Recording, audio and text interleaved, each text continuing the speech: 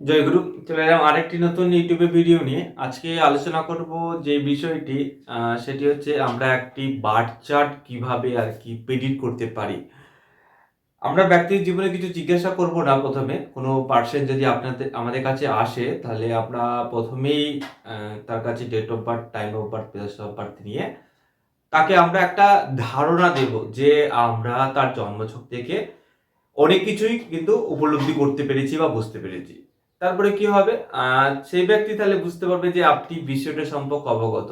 আর maximum দেখা যায় ব্যক্তির যা প্রশ্ন হয়, আমরা যখন প্রথমে প্রেডিক্ট করে দিই তার সাথে ম্যাচ করে যায় ব্যক্তির প্রশ্নে। তা সেটা অনায়াসে তারপরে ব্যক্তিকে গাইড বা সুপরামর্শ দেওয়া যেতে পারে। তা সেরকমই আজকে একটি চার্ট নিয়ে আলোচনা করব। তার আগে বলে রাখি, আমাদের রবিবার অর্থাৎ 10ই মার্চ থেকে আমাদের আলমানাক অ্যাস্ট্রো বৈদিক একাডেমিতে নতুন জ্যোতিষ সম্রাট কোর্স স্টার্ট হচ্ছে। আপনারা যারা শিখতে আগ্রহী, আমি বোর্ডে লিখে দিচ্ছি আমাদের হোয়াটসঅ্যাপ বা কন্ট্যাক্ট নাম্বার 7679938363।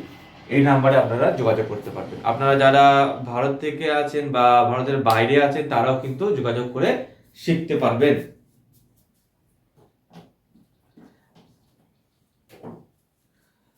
এবার কি করে জন্মছক বিচার করব, তার জন্য একটা ডাটা লাগবে আমাদের।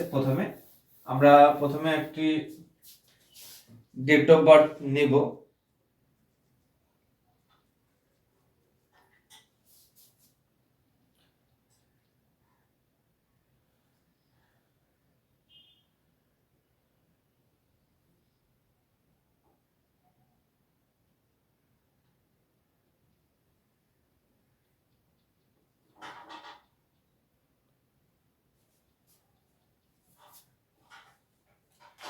ডেট অফ বার্থটি হচ্ছে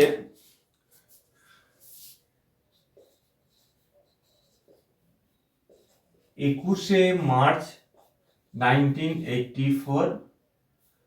টাইম অফ বার্থ হচ্ছে 9:35 AM, সকাল 9:35 AM। পিওবি অর্থাৎ প্লেস অফ বার্থ হচ্ছে বাঁকুড়া। এই ব্যক্তি আমাদের কাছে এসেছে। প্রথমে এই ডেট অফ বার্থ নিয়ে আমরা জন্মছক বার করব। তাহলে আমাদেরকে প্রথমে এখানে একটি জন্মছক এঁকে নিতে হবে, তার জন্মছকটিকে।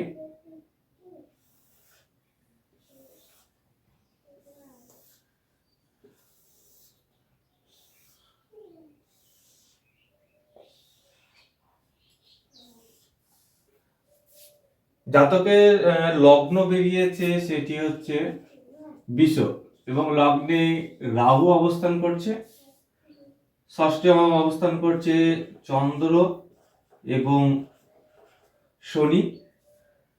মঙ্গল এবং কেতু অবস্থান করছে সপ্তম ভাবে। বৃহস্পতি অবস্থান করছে অষ্টম ভাবে। শুক্র অবস্থান করছে আমাদের দশম ভাবে, এবং একাদশ ভাবে আছে রবি এবং বুধ। সরি, এটি হচ্ছে ব্যক্তির জন্মছক। ঠিক আছে, আপনারা আশা করি বুঝতে পারছেন, বোর্ড দেখা যাচ্ছে। এবার আমরা কি করব, যেহেতু প্রাইমারি স্টেজে বিচার করার সময় আমরা খেয়াল রাখবো যে নাম্বারটা আগে থেকে লিখে দেবো। লগ্নকে আমরা 1 নম্বর বা ফার্স্ট হাউস বলি, সেভাবে আমরা নাম্বারিং করে নেব।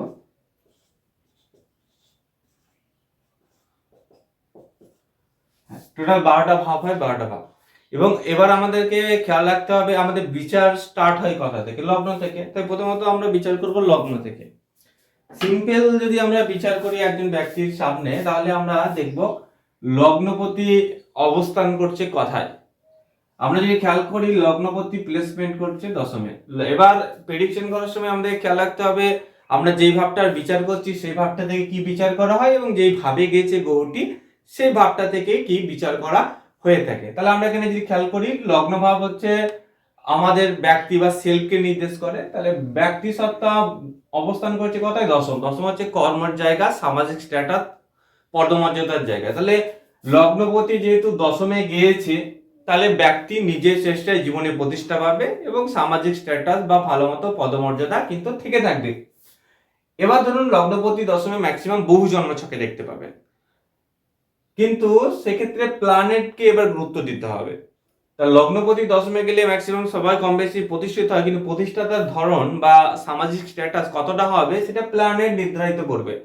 লগ্নপতি দশমে শুক্র যেহেতু অবস্থান করছে, তাহলে ব্যক্তি অতি অবশ্যই প্রতিষ্ঠিত থাকবে, কিন্তু তার সাথে সাথে শুক্র যেহেতু আমাদের রয়্যাল বা রাজকীয় বিষয়কে নির্দেশ করে, তাহলে অতি অবশ্যই সেই জাতক বা জাতিকার সামাজিক স্ট্যাটাস পদমর্যাদা কিন্তু যথেষ্ট পরিমাণ ভালো থাকবে এবং সে ব্যক্তি অল্প চেষ্টা করে কম মোটামুটি ঠিকঠাক বয়সে কিন্তু চাকরি বা কর্মলাভ করে নেবে, যেহেতু প্ল্যানেটটা শুক্র, কিন্তু প্ল্যানেটের ইম্পর্টেন্ট কিন্তু আছে, এক্ষেত্রে আপনাদেরকে খেয়াল রাখতে হবে। লগ্নপতি যেহেতু 10th হাউসে অবস্থান করছে, এবার আমরা লগ্নপতি দশমে ব্যক্তি প্রতিষ্ঠিত হবে, সামাজিক স্ট্যাটাস থাকবে, ভালো মতো পদমর্যাদা থাকবে এবং ঠিকঠাক এই যে প্রতিষ্ঠিত হবে, এটা আমরা প্রেডিকশনে পেলাম। এর পরবর্তী যেটা লগ্নের পর দ্বিতীয় ভাব বিচার করবো, সেক্ষেত্রে কিন্তু এই পয়েন্টটাকে আমরা বাদ দিলে হবে না, এই পয়েন্টটাকে কিন্তু আমাদের মাথায় রাখতে হবে। এবার লগ্নের পর দ্বিতীয় ভাব, দ্বিতীয় পতি বুধ একাদশ ভাবে অবস্থান করছে। দ্বিতীয় ভাবকে আমরা অর্থের ভাব বলি, দ্বিতীয় ভাবকে আমাদের কথাবার্তার ভাব বলি, দ্বিতীয় ভাবকে আমরা পরিবারের ভাব বলি, একাদশ ভাবকে আমাদের বৃদ্ধির ভাব বলি।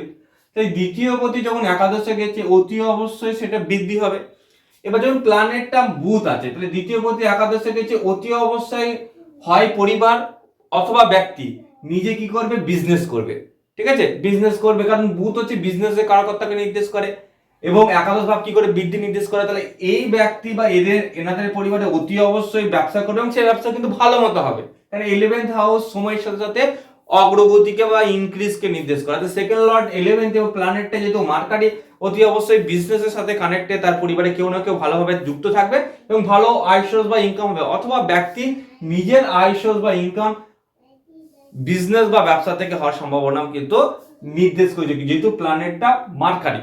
অথবা মার্কারি আমাদের কি নির্দেশ করে, বিজনেস দ্বারা, যদি আমরা কর্মের ক্ষেত্রে বলি যেমন ব্যাংকিং সেক্টর, টিচিং হলে যারা ক্লাস ওই 1 to 4 বা 5 থেকে 8 এর মধ্যে টিচিং, সেটা অনেকটা মার্কারি নির্দেশ করে। তো সেই সংক্রান্ত কিন্তু কর্ম হওয়ার সম্ভাবনাও কিন্তু এখানে নির্দেশ করে, যেহেতু প্ল্যানেটটা মার্কারি। এবং আমি কেন ডাইরেক্টলি উন্নতি ভালো বা অর্থ ভালো বা চাকরির কথা এগুলো কেন বলছি, পয়েন্টটা অনেক পয়েন্টই আসছে। তখন ফার্স্ট পয়েন্টেই আমরা পেয়েছিলাম যে সেই ব্যক্তির সামাজিক স্ট্যাটাস বাড়বে, তার নিজস্ব কর্ম লাভ হবে, যেহেতু এই পয়েন্টগুলো পেয়েছিলাম। সেকেন্ড পয়েন্টে যখন দ্বিতীয় পতি একাদশে গেছে, তাহলে আমরা অর্থনৈতিক বৃদ্ধি হবে এবং সেটা কখনো না কখনো বিজনেস কানেক্ট হবে, যেহেতু প্ল্যানেটটাকে মার্কারি, এটা আমরা এখানে প্রেডিক্ট করতে পারি। তারপরে কি থার্ড লর্ড কি আছে, 6 হাউসে বলে, তৃতীয় পতি ষষ্ঠে। তৃতীয় ভাব হচ্ছে নিজস্ব চেষ্টা, নিজস্ব জোন। হ্যাঁ, আমরা যেভাবে এফোর্ট দিই, আমরা যেভাবে কর্ম করতে চাই, লাইফে প্রোগ্রেস করতে চাই, বা আমাদের কেমন যোগাযোগ হবে, এটা কিন্তু থার্ড হাউস নির্দেশ করে। 6 হাউস কি নির্দেশ করে, 6 হাউস নির্দেশ করে স্ট্রাগল, 6 হাউস নির্দেশ করে সমস্যা, 6 হাউস নির্দেশ করে রোগ, রিপু, ভয়, ভীতি ইত্যাদি।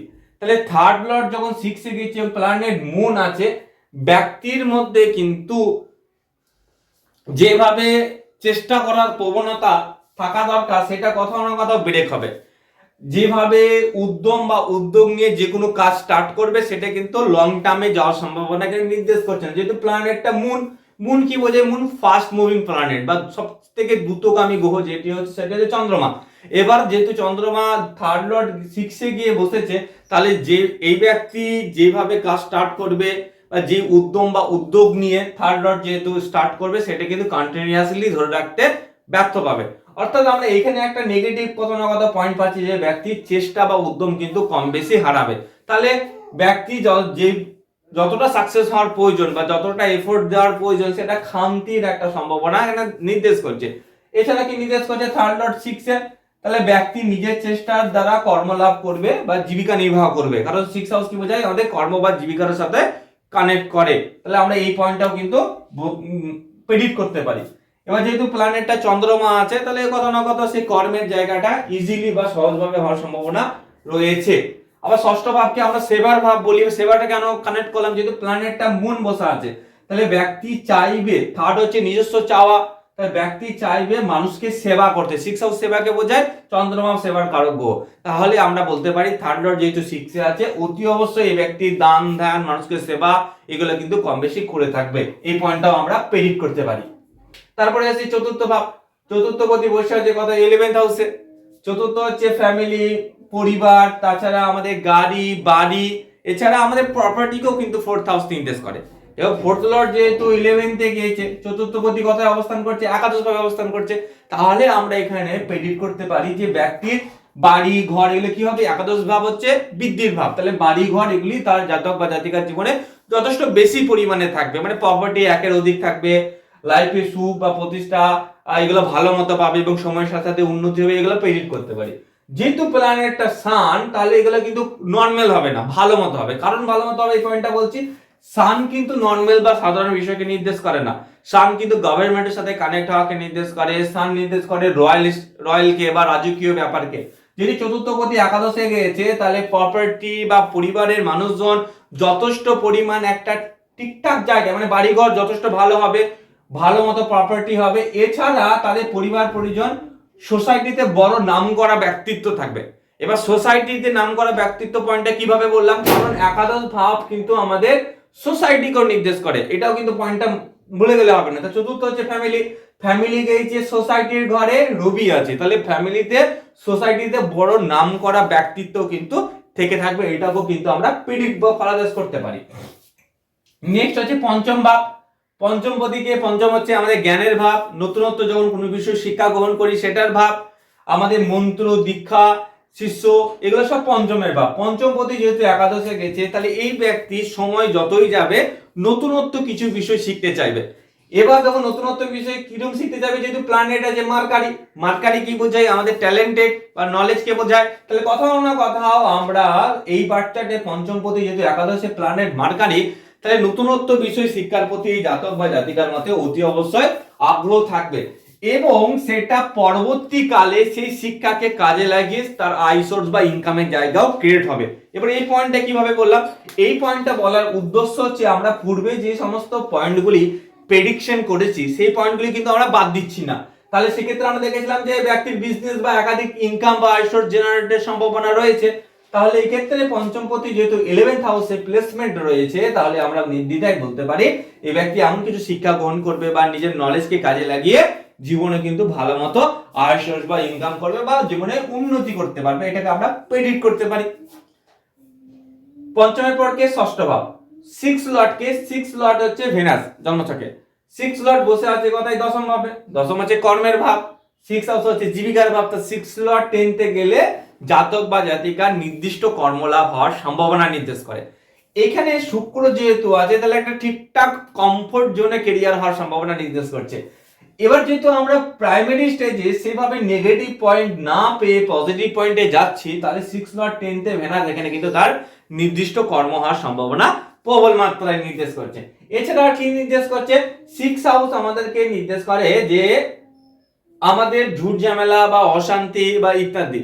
তাহলে 6 লর্ড যেহেতু 10 থেকে যেমন প্ল্যানেটটা ভেনাস আছে, তাহলে কোথাও না কোথাও ঝুট ঝামেলা বা অশান্তি হলো, ভেনাস কি বোঝায়, আমাদের ঠিকঠাক কমফোর্ট জোন দেয়। তাহলে যদি যেমন মার্স যদি হতো তাহলে সেই স্ট্রাগলটা বৃদ্ধি পেত, তবে এখানে 6 লর্ড 10তে যেহেতু ভেনাস আছে, তা সেইভাবে ইনি জীবনে বা কর্মক্ষেত্রে সমস্যা বা বাধা পাবেন না, লাইফে প্রোগ্রেসের দিকে যথেষ্ট পরিমাণ উন্নতির সম্ভাবনা রয়েছে। যেহেতু প্ল্যানেটটা ভেনাস, ভেনাস একটি শুভ গ্রহ, সেই ক্ষেত্রে আমরা এটাও প্রেডিক্ট করতে পারি।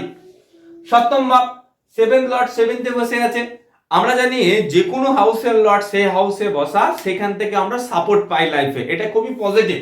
কিন্তু আমাদের বার্থ চার্টে সপ্তম ভাব বেশি পজিটিভ হওয়া ভালো না, কারণ আমাদের লগ্নে ঠিক অপোজিট ভাব হচ্ছে সপ্তম, তার জন্য কি করে লগ্নকে কত না কত ড্যামেজ করে। সপ্তম ভাব বেশি স্ট্রং হয়ে গেলে লাইফে প্রচুর রেসপন্সিবিলিটি বেড়ে যায়, দায়িত্ব বেড়ে যায়, আপনাকে ফ্যামিলি সামাল দিতে হবে, ওয়াইফকে দেখতে হবে, তার পরিবারকে দেখতে হবে, এছাড়া সোসাইটিকে দেখতে হবে, সমাজের জন্য প্রচুর কাজ করতে হবে, প্রচুর রেসপন্সিবিলিটি বেড়ে যায়। এই রেসপন্সিবিলিটি যেহেতু 7th হাউস বেশি স্ট্রং হয়ে গেলে সেক্ষেত্রে রেসপন্সিবিলিটির চাপ আসে। যেহেতু লগ্নপতি দশমে খুব ভালো আছে, আমরা আগেই দেখতে পেয়েছি, সেক্ষেত্রে 7 লর্ড 7তে বসে অতটা হ্যাম্পার করতে পারবে না ব্যক্তির জীবনকে। কিন্তু যদি লগ্ন কোনোভাবে দুর্বল হতো আর সপ্তম যখন স্ট্রং হবে, সেক্ষেত্রে সেই ব্যক্তির জীবনে কিন্তু ভালো মতো দায়িত্ব, চাপ, হেডেক, প্রেসার এগুলো কিন্তু পেতে হবে। যেহেতু প্ল্যানেটটা মঙ্গল আছে, অতি অবশ্যই দায়িত্বগুলো কিন্তু ছোটখাটো দায়িত্ব হবে না, বড় বড় দায়িত্ব হবে এবং সেগুলি তাকে একটা স্ট্রাগলের সহিত বা মানে একটা এফোর্টের সহিত কর্মটা কিন্তু করতে হবে, যেহেতু প্ল্যানেট হচ্ছে কে মার্স বা মঙ্গল, মঙ্গল হচ্ছে স্ট্রাগল বা এফোর্টকে নির্দেশ করে থাকে। ওকে, ক্লিয়ার। নেক্সট হচ্ছে 8 হাউস, অষ্টম ভাব। 8 লর্ড 8 এ বসে আছে। 8 লর্ড 8 এ বসা আমরা এখনই পড়েছি যে জন্মছকে সেই ভাবের লর্ড সেই ভাবে অবস্থান করা এটা শুভ। অষ্টমপতি অষ্টমে বসলে সেই ব্যক্তি গুপ্তবিদ্যা, তারপরে শেয়ার মার্কেট, এই হাউস যেগুলোকে আর কি পজিটিভলি দেখাবে, কারণ এনার বার্থ চার্টে প্রাইমারি স্টেজে আমরা কিন্তু পজিটিভ সাইনগুলাই কিন্তু দেখতে পেয়েছি। তাহলে অষ্টমপতি অষ্টমে অবস্থান এটা বলতে পারি ব্যক্তির মধ্যে গুপ্তবিদ্যার প্রতি আকর্ষণ হওয়া, শেয়ার মার্কেটের প্রতি ঝোঁক হওয়া বা ফাটকা ইনকাম অথবা আনএক্সপেক্টেড গেইন হওয়ার সম্ভাবনাও নির্দেশ করছে। তবে এখানে একটা পয়েন্ট খুবই গুরুত্বপূর্ণ, সেটা আমাদেরকে মাথায় রাখতে হবে, যেটি হচ্ছে যে অষ্টম থেকে আমাদের লাইফে প্রবলেম বিচার করা হয়। 8 হাউসের লর্ড 8 হাউসে অবস্থান করলে ম্যাক্সিমাম আপনি যদি 100টা চার্ট 8 এর লর্ড 8 এ আছে, আপনি প্রায় 90 চার্টে তাদের লাইফে মেজর প্রবলেম দেখা যায়। তাদের লাইফে মেজর প্রবলেম দেখা যায়। মেজর প্রবলেম কি কি? মেজর প্রবলেম 1 নম্বর হচ্ছে হেলথ, 2 নম্বর হচ্ছে ম্যারেজ, 3 নম্বর হচ্ছে চাইল্ড অর্থাৎ সন্তান। এই তিনটেতে ভালো মতো কোথাও না কোথাও কোনো একটাতে মেজর ইস্যু করে রাখে। যারই বা যাদেরই জন্মছকে অষ্টমপতি অষ্টম ভাবে অবস্থান করে, অষ্টম ভাবকে আমরা প্রবলেমের ভাব বলি বা সমস্যার মেন ভাব বলি আমাদের জীবনে। তাহলে অষ্টমপতি যখনই কোনো জাতক বা জাতিকার এইটি অবস্থান করবে, যেগুলো পজিটিভ সেগুলো ঠিক আছে, যেহেতু আমরা শেয়ার মার্কেট এগুলো বললাম, কারণ জুপিটার আছে, জুপিটার ফাইন্যান্সকে নির্দেশ করে, অর্থক্ষেত্রে কথা না কথা ওইখান থেকে অর্থ সম্ভাবনা আছে, সেই জন্য প্রেডিক্ট করতে পারি।